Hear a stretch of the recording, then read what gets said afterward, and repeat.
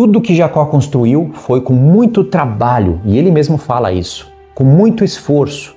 Um trabalho de 3 semanas, 21 anos de trabalho para ele construir tudo que ele tem, a família, e Deus ajudando ele, porque senão Jacó estava perdido. Veja, é diferente de Abraão, de Isaac, que herdou tudo de Abraão. Jacó não, Jacó teve que trabalhar. Jacó queria as bênçãos de Abraão e Isaac.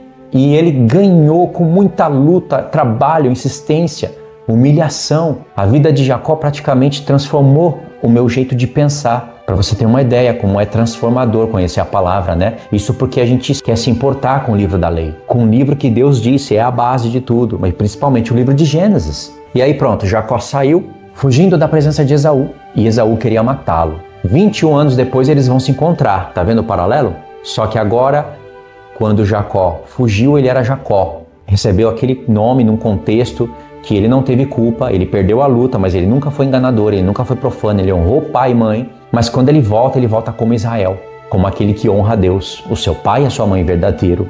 E você não sabe a profundidade que tem isso. Tá vendo o paralelo? Ok. Tem outro paralelo na vida de Jacó, que é onde ele vê os anjos de Deus 2 vezes. A primeira vez é na escada, onde ele vê anjos de Deus subindo e descendo, em Gênesis 28, e depois em Gênesis 32. Ele vê também 2 bandos de anjo e dá o nome daquele lugar de Manaim. Quando nós chegarmos aí também, você nunca mais vai esquecer isso. São os mesmos anjos da escada.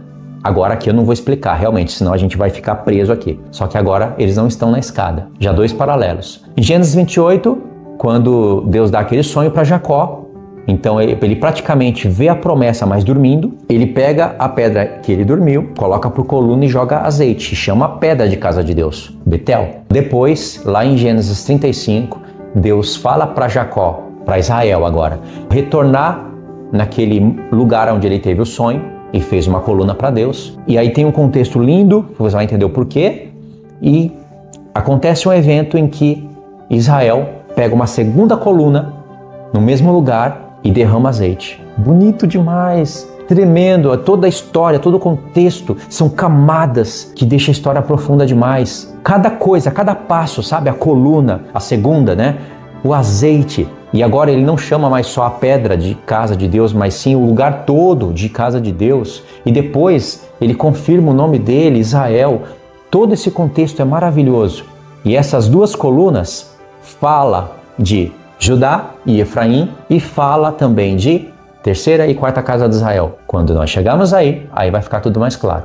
Então, outro paralelo, né? E você vê que nos 2 contextos é Jacó com Esaú. Só que quando ele foge, ele é Jacó. Quando ele volta, ele é Israel. Toda aquela dor do coração dele é apagada. Nem as 2 esposas com os seus 12 filhos, aquela filha que não entra na contagem, nem tudo isso conseguiu apagar a dor que tinha no coração de Jacó. Somente a bênção que Deus deu, que foi uma bênção extraordinária, lá em Gênesis 35, mudando o nome dele pela 2ª vez, quando ele ouviu do próprio Deus e não mais do Pai, aí sim a dor do coração dele foi apagada. Aí sim ele se tornou um novo homem, mas pagou um preço. E o preço foi ele ficar manco de uma perna. Também tudo extraordinário. Deus poderia ter abençoado Jacó e deixar ele andar.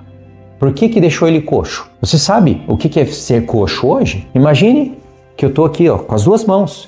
Imagine eu perder mais ou menos o movimento completo de um braço. Ele fica assim, ó. Ainda que eu não tivesse perdido todo o movimento, eu teria que movimentar o braço bem devagar. Imagine eu ter que pegar o celular com esse braço que não é muito bom. Aí eu tinha que pegar aqui, colocar aqui, sabe? Eu não consigo fazer mais nada igual eu faria antes. Tudo fica limitado. Isso se eu conseguir levantar o braço, né?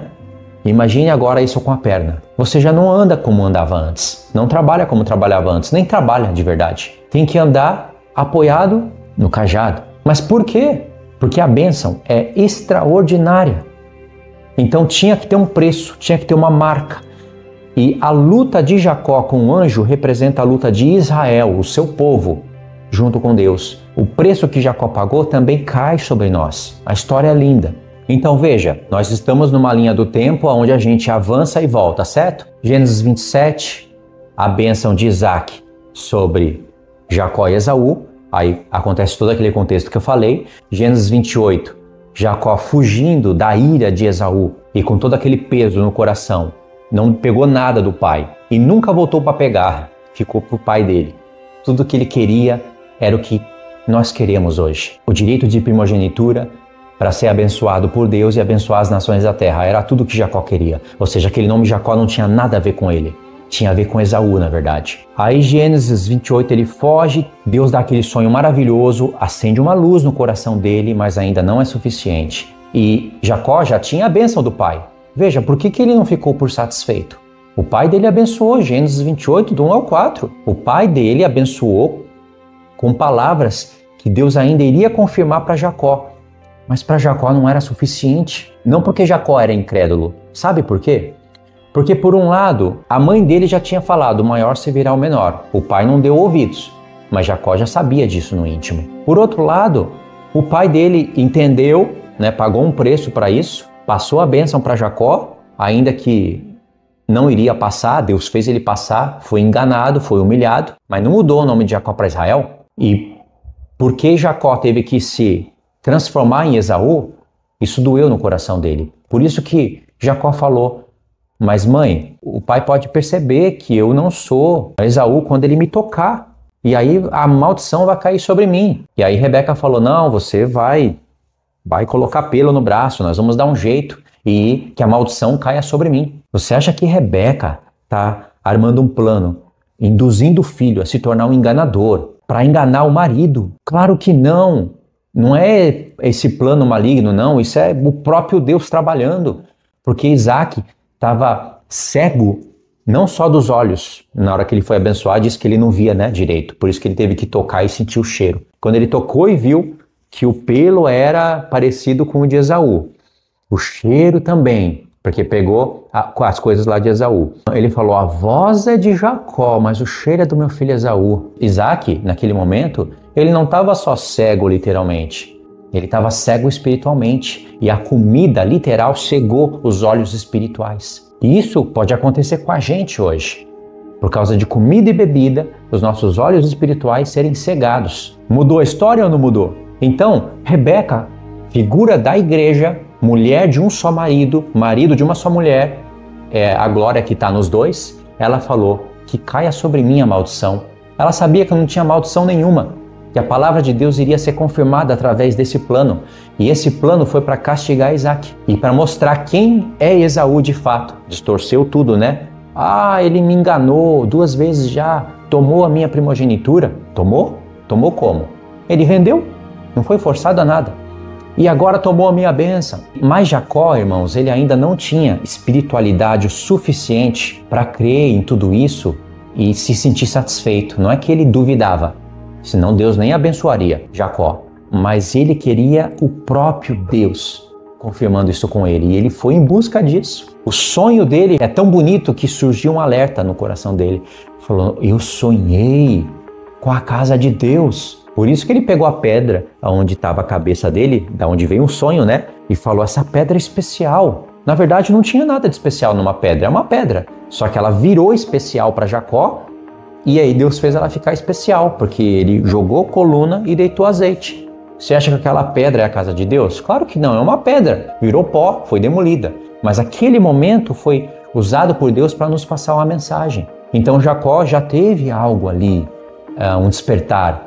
Não era suficiente. Isso ele vai alcançar em Gênesis 32 e 35, aonde ele não vai mais ficar com dúvida com nada, porque para Jacó ainda dá uma sensação que ele enganou o pai dele. Enganador, pega pelo calcanhar, ainda dá a impressão que aquele nome está nele. E enquanto Jacó está nele, Esaú está no contexto. E assim é com a nossa vida. Enquanto tem Jacó, Esaú está no contexto. A partir do momento que Deus dá uma oportunidade para a gente lutar pela bênção, veja, lutar pela bênção, fazer obras. Por isso que Jacó lutou a noite inteira. E Deus muda o nosso nome para Israel, a vergonha passa. Aí Jacó se sente um novo homem. Veja, família, mulheres, filhos, e ainda Jacó não estava satisfeito. Ele queria Deus, ele queria chegar na promessa acordado, não dormindo. E ele conseguiu, com muito esforço. E é isso que Deus quer mostrar para a gente através dele. para nunca desistir. Jacó não desistia jamais. E você não alcança a bênção meramente lutando uma noite. Não foi porque Jacó lutou uma noite que ele alcançou a bênção. Foi por causa de todo o contexto de cuidar das ovelhas, inclusive aquelas ovelhas que Jacó cuidava. Para Deus não era meramente ovelhas. Para Deus aquilo ali era o próprio Cristo cuidando do rebanho dele. De maneira que em Jacó, nesse momento, figurava a Cristo e as ovelhas figuravam a igreja.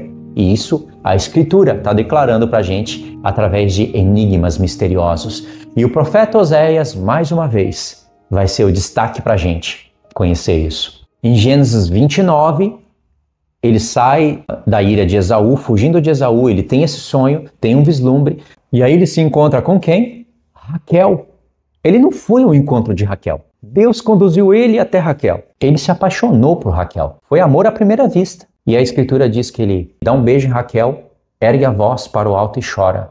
Por que que ele chorou? Ele encontrou Labão. Ele sabe que a mesma coisa aconteceu com Isaac. O servo de Abraão foi até a casa de Labão e, foi conduzido pelo Espírito.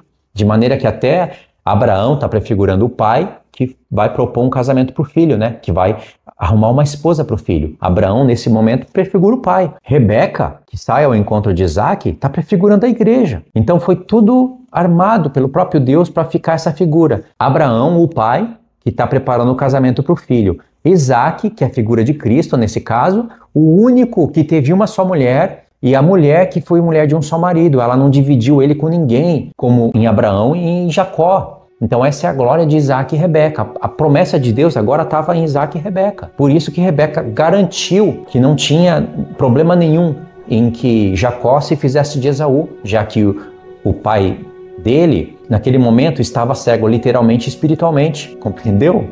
Lindo, né? Então, aí Jacó viu isso, imagine, tudo isso em questão de minutos, talvez.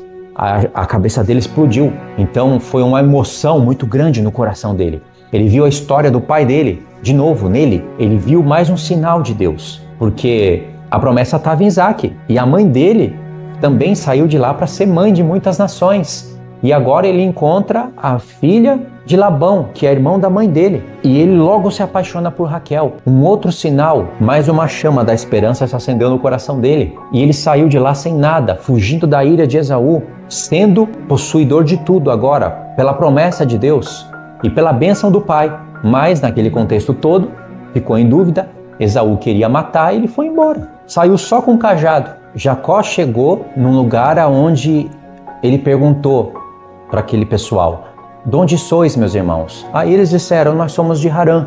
Aí ele perguntou: conhece Labão? O pessoal disse para ele: sim, conhecemos e tal e tal. E ali está Raquel, sua filha. E ela era pastora. Ou seja, já se identificou com Jacó, pastor. E ela era formosa. Ou seja, o sonho da escada que ele teve com os anjos já estava sendo iniciado com o encontro dele com Raquel. E de Raquel iria sair 2 pérolas. Pérolas porque as portas da Nova Jerusalém são 12 pérolas. E 2 delas são José e Benjamim. Só que no momento da vida de José, ele representou Cristo. E representou de maneira gloriosa. Então José, dos 12 filhos, foi o único que representou Cristo. E Benjamim, sendo o 12º, foi o único que representa toda a igreja junta. Porque ele conclui o número das 12 tribos. E isso tem até a ver lá com o selamento. Então, muito bonito, né? Daquela mulher iria começar a iniciar o cumprimento do sonho que Deus deu. Por isso, Gênesis 28 para Gênesis 29. Então, a Escritura diz que quando Jacó viu Rebeca, a história do pai dele veio na mente dele. Então, já está fazendo sentido a bênção do pai, a bênção da mãe, porque a mãe também abençoou, né? A mãe que falou: o maior servirá ao menor. Porque foi a palavra que veio para a mãe, para Rebeca, e não para Isaac. Só que se Isaac orou insistentemente para que Rebeca tivesse filho, e quando ela tem 2 lutam no ventre, vem a palavra de Deus para ela, e ela fala para Isaac, mas Isaac, por causa de comida, se faz de cego. Então, irmãos, Deus tem que bolar um plano aí, né? E um plano onde a gente conte a história de maneira justa, íntegra e reveladora, como eu estou aqui tentando fazer. Então, Jacó se emocionou. Agora ele não tinha só um cajado. Agora ele tinha também alguns sinais de Deus e uma mulher que acendeu uma chama no coração dele. Ele foi enganado, Labão enganou. Então o trato era: eu trabalho 7 anos pela tua filha. Porque ele amava tanto que diz que os 7 anos, e a escritura usa até o termo 1 semana, para ficar já de profecia, né? Passou para ele muito rápido, mas aí ele é enganado, tem que trabalhar mais 7 anos. Lá em Oséias, você vai ver que Deus considerou o amor de Jacó por Raquel e usou a semana profética dele para com Raquel para simbolizar Cristo trabalhando na 70ª semana pela igreja. Deus não desprezou Lia, pelo contrário, Lia entra na história, mas Deus usou o amor de Jacó e o trato dele, e porque surgiu de Jacó: eu vou trabalhar 7 anos pela tua filha Raquel. E Deus usou esse ponto para representar a 70ª semana. E não é à toa que de Raquel sai José e Benjamim, os 2 filhos principais de Jacó. Everyone needs a shoulder to cry on. Everyone needs a helping hand. Everyone needs someone to rely on. Yes, everyone needs a friend. So let's come together, celebrate each other, stand united as one. We lift our hands up and pray, lay all our love before Him with all of our faith. He is the change within us, there is a light. Let Him lead the way, lift our hands up and pray today. Oh, pray. Everyone needs somebody to lean on. Everyone needs someone who cares.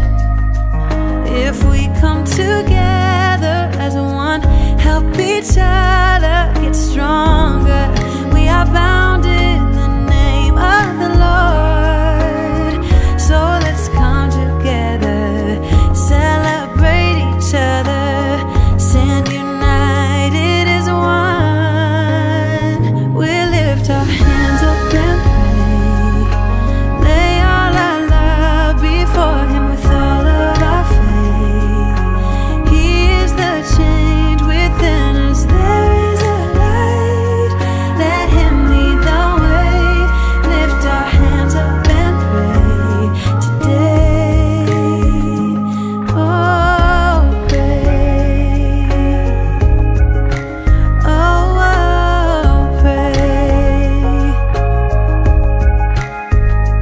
Oh, pray. Oh, pray.